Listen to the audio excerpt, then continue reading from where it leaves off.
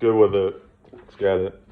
I want to talk about doing things voluntarily versus involuntarily, right? And how it affects you mentally.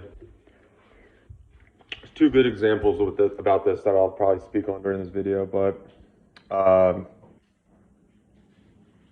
voluntary isolation versus involuntary isolation, and voluntary celibacy versus involuntary celibacy, right? So you see it in jails, right?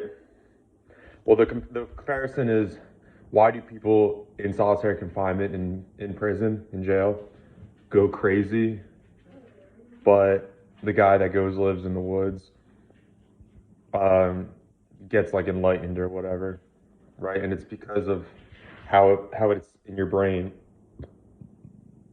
On one hand, it's perceived against your will. On the other hand, it's something you want to do, right? And it's really as simple as that, it seems. So I guess you gotta kind of, if you're in a position where you're involuntarily isolated or celibate or whatever, right? You kind of have to pivot, and people are going to say cope or whatever, but you can't, for your own sanity, you have to pivot it to make it seem like it's your decision in some way. Because otherwise you're going to go crazy and have fun with that, right? Especially when it comes to the sex stuff, because you can dive into a pit of hatred towards women, violence towards women, and and that's the extreme end. But even stuff like diving into pornography, right, which is still very dangerous because it skews your outlook, and then you're less motivated to actually pursue women if you're constantly in that stuff, right? At least if you realize, I don't get no box, and you're not satisfying your needs. There's like reason to work on yourself and improve, and to potentially put yourself in a position where that is a possibility, right? That's the idea behind it, at least.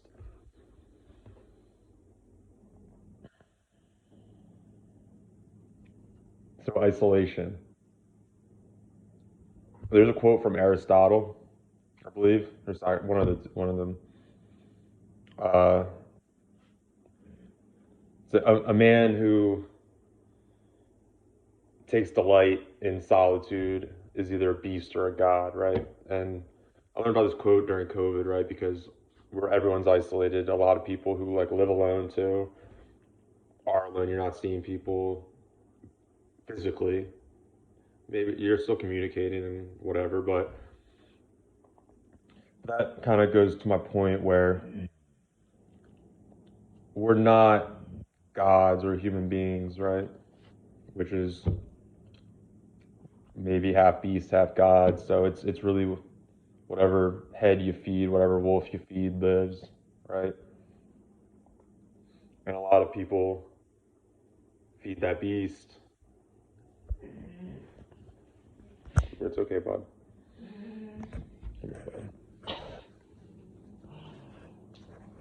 He just goes crazy for the camera, I guess. So yeah, I think it's important to remember that we are, like I said, we are human beings. We do have our physical needs, emotional needs, mental needs, in some way, in some regard.